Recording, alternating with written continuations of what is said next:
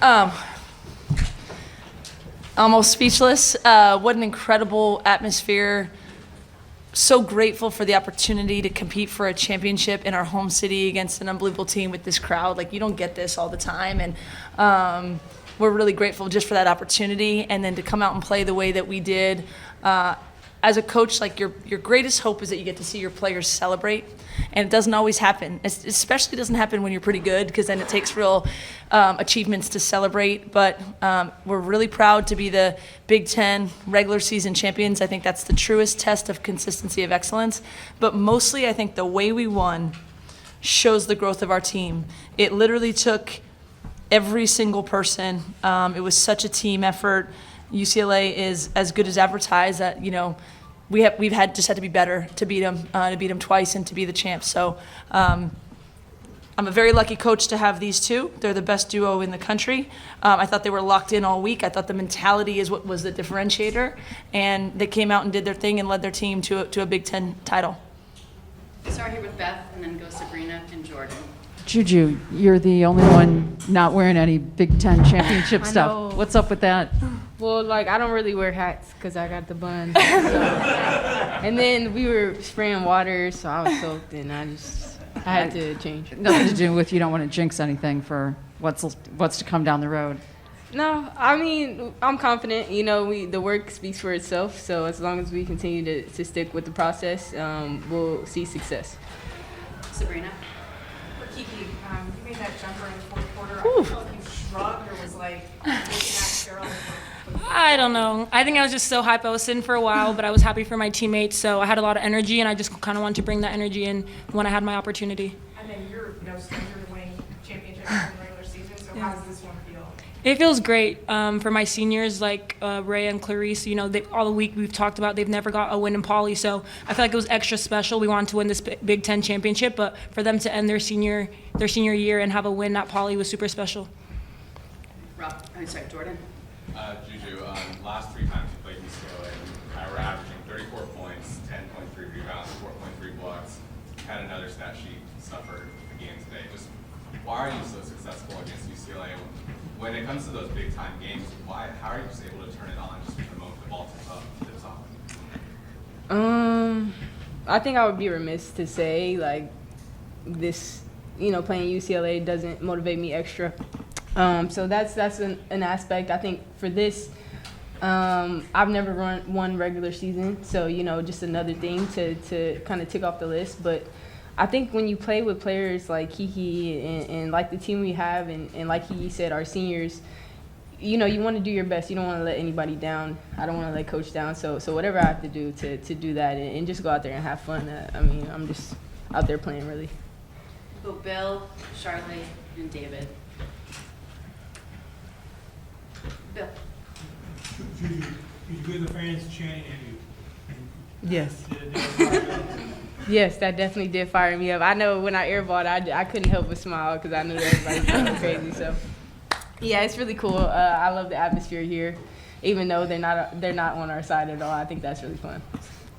Charlotte. You had a great first half, and then Kiki took over the second half. Mm-hmm. Can you talk about how you guys made the adjustment where y'all balanced each other out for both halves? Yeah, I think, you know, playing with JuJu, I'm super confident. I know if maybe I'm not having the best day, like, she's going to take care of what she needs to do, and I think vice versa. I think for me coming here, I just want to be kind of like that relief for her so that she can just go out and play and not have a lot of pressure on herself. But I think, honestly, it was a team effort. I don't think it was just us two. I think everybody stepped up and made some big, big plays. Avery had some big shots, consecutive threes that were kind of like changing the tide for us. Clarice playing great defense on Lauren Betts. So I don't think it's just us two. I think it was really a team effort today. Mm-hmm. David, Ryan. Coach, in the 2 games that you've played against them, it seems like, you know, you guys have defended Lauren Betts as well as anyone has, you know, which is no easy task. But, you know, whether it's, you know, Clarice one-on-one or you have somebody ready in the help, just what can you say about the overall impact, you know, that your defense has had in these games? Well, I think we're a really good defensive team, and we try to game plan adjust. Just shout out to Coach Dale Farrow, my assistant, just did a phenomenal scout both times. But we, again, the teamwork thing, we know we have Rhea and Clarice and Kiki in her minutes and throw multiple bodies at her. And then we also have the athleticism to say we want to make her touches tough but not give up wide open threes. When I watched them kind of run everybody, out, usually it was people did one or the other. Like you completely double and triple Lauren in their target practice from three, or they're leaving her one-on-one, and then she's shooting a high percentage. And I just think we have an ability, maybe the best that we can, to do a little bit of both. And we have really good athletes and defenders who commit to it, but seeing Rhea in tandem and then our guard play, and Kiki flew and stole that one entry pass. Like I just think everyone really complements one another on the defensive end and buys into it. Ryan, and then Cece, and then I forget. For JuJu, Kiki, what was just that post-game scene like in the locker room, celebrating, and Lindsay, seeing that scene kind of play out, knowing how far this program has come since you took over? It's been over 30 years since you guys have won a regular season conference title. I guess, what does that mean to you, just seeing them celebrate it like that? I mean, it's as fun as it gets, right? Like that's what you want them to achieve their goals. You want them to experience these moments, and that's the best thing. But it really goes down to our staff. Courtney Jacobs never won in Poly, and she's been, on the staff and a player here for a long time. We have an entire team in there, players, coaches, everyone who are champions, and that bonds you more than anything. And then to do it the way we did it, I mean, like I said, these two are unguardable. Like I think they're both playing their best basketball now, which is scary. Someone asked JuJu Kiki in the second half. Well, she didn't really play the first half because of the fouls. So we just know there's no matchups for them. But the way they've empowered their teammates to be great too. I mean, Rhea with 5 assists and 0 turnovers. I mean, come on, at the 5 spot, like that's unreal. And like they mentioned, Malia Samuels off the bench really sat there for the first half and then came in and was a plus 13. So to have the celebration after the way that we played together is very, very gratifying. And it's just fun. It's college basketball. It's supposed to be fun. There was confetti and water and cheering for each other. Like you relish those moments. Cece, Andrew, LT. Coach and JuJu's right? Yes. Last year you guys won the last Pac-12 tournament champion, and this year you guys have won the very first Big Ten conference championship. Tell me how that feels and what it means for the program to achieve that back-to-back kind of sort. I mean, winning is really what it's all about. We joked, Kiki won a regular season title last year. The USC team won the Pac-12 title. Now we're all winning a regular season title together. Like at the end, it's like way too early to talk about legacies and stuff, but impact, right? If you impact winning, there's a lot of great players in the country, but I think I've got the two best because of impact on winning. TVO, we brought someone in to help us get over the hump and just win. I think that says a ton, but for our school and the belief they had in me to hire me and invest in women's basketball, I mean, you dream about this stuff, championships, and I'm just, we're not done. There's a lot more. There's a Big Ten conference tournament and there's an NCAA tournament, but I think you have to stop and recognize moments along the way or else you lose the joy of it, and we will celebrate a Big Ten regular season title, and then we'll get back to work and say, what's the next challenge in front of us? Mm-hmm. Andrew, LT, and Amadi. JuJu, you said you heard the chants from the UCLA students, obviously, but when you were subbed out at the end there was pretty loud "We Are SC" chant. How fun is that here in Poly? Oh yeah, that was cool. I was like, what are they saying? Like I was trying to figure out like who's talking right now. I thought they were saying like a UCLA chant. I was like, y'all are losing. But to hear that SC was there and we had some people in there, it was really cool. Just to see that we get the love, even when we go across town, we still get the home spirit. So it was really cool to see, and the whole crowd was just unbelievable on both sides. LT. This question's for all three. Let's talk about the mental toughness of this team. Yeah, I mean, I could go on, and some stuff is really more for our locker room, but the examples I would say right now are, to be a star player and get 3 fouls in the quickly and have to sit and then still be able to come out and dominate, like that's mental, right? Like the physical is always there, it's that ability, right? Or, I think what doesn't get talked about with JuJu enough is the amount of just attention she gets and from scrutiny and positive, it's a lot, but her ability to focus and say, what do I need to do for me to be at my best and for the team to win? Like those are mental aspects. And really the team, we knew that UCLA is really good.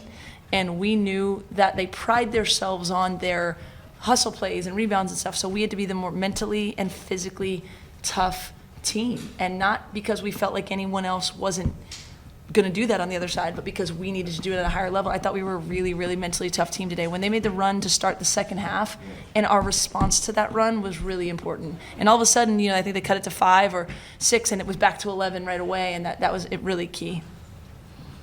Come on.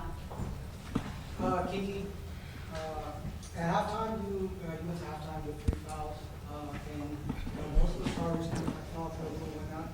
What was kind of the message for you guys and for you particularly?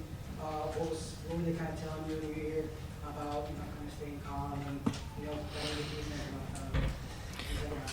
Yeah, I think Coach Will, I always sit next to her, so she was always talking to me, but just like being smart, like I can be aggressive, but also be smart. So not getting like my third foul is a dumb foul. So being very smart with how I was playing, still being aggressive, and understanding I can still impact the game without being overly aggressive. And then she was just like, it's a new half, so it's really 0-0. Everything that happened in the first half is done, it's gone. And as I was sitting, I was just like, how can I impact my teammates? How can I be, joyful on the bench, cheering them on? And then once it came second half, I was like, I was sitting too long, so let me go to work. We'll go Henry, Jim, and then Sirat, last question. Coach, you talked about the scout you guys put together. Obviously, I think the talk was more about what adjustments they would make since you guys won the first game. But coming from that first game and watching film, what was the main thing that you wanted to do differently to put better today? I didn't say this all week because I don't know if they knew, but JuJu was so good in the first game. I think in the second and third quarter, the rest of our team was like 0 for 25. And we have a really good team. And we have, I think, learned to appreciate the greatness sort of our stars and also value what everyone else does. So I knew we could be better on offense, whether or not, she did the same thing again. And obviously she came out, it was pretty hot to start. But I thought, that's like I didn't really say to them. Like I just knew we could do a lot better on offense, which we did. Defensively, we wanted to, just get Lauren's dribble a little bit more, like push her out, not let her get anything easy. We adjusted kind of where we doubled from at times. We gave up, I thought, some looks that we could take away. And I mean, they're really good. So there were minor adjustments, but it was like doubling down on what we do well that they can't stop and also making a couple adjustments. But I just knew if we could unleash our offense, it would be, just more balanced in that sense. And I'm really glad that, our entire team came ready to play. We needed everybody. Jim. Lindsay, you talked earlier about having a couple days off and then getting back to work. How important is it to have that double bye in the conference tournament? Now you're going to have a couple extra days to recover and prepare. Yeah, I mean, at this time of year, rest is really critical. It's as critical as the work. The recovery, we do treat them in that sense like pros, of recovery and rest, and me trusting that we're still going to get the work in with more days, for sure. Now, with a double bye, and I haven't thought about it yet, you got to be ready on that first day because another team has played, right? So usually the byes help you later in the tournament. Like, we got to be ready to go, but I think we will. But there's no question, we put our bodies on the line. They fly around. Like, they need that rest and recovery, and that'll help us, I think, be ready to go for, 3 games in 3 days in Indy. Last question here, Sirat. This is for Lindsay.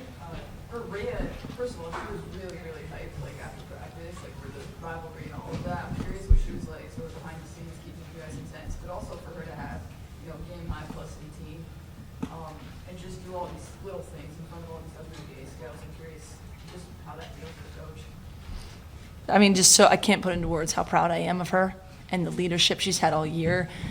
I really look at the way the rest of the team responds to her. It's pretty amazing, but she just has really leaned into what she does for this team. And 6 points, 6 rebounds, 5 assists, no turnovers, a block. I don't know. I don't know if that jumps off to anyone else as much as it does to us. But I've said it. I think she's moving up draft boards because in the W you play with 2 players like this and you do your job with that, and I think she's proven she's just a winning player. But her energy, her toughness, it's not easy to go out there and guard Lauren Betts, but she just does. I thought she was terrific on offense. She has such a good feel for the game now. She knocked down her shots. She was facilitated when we needed to. I thought she was really, really good.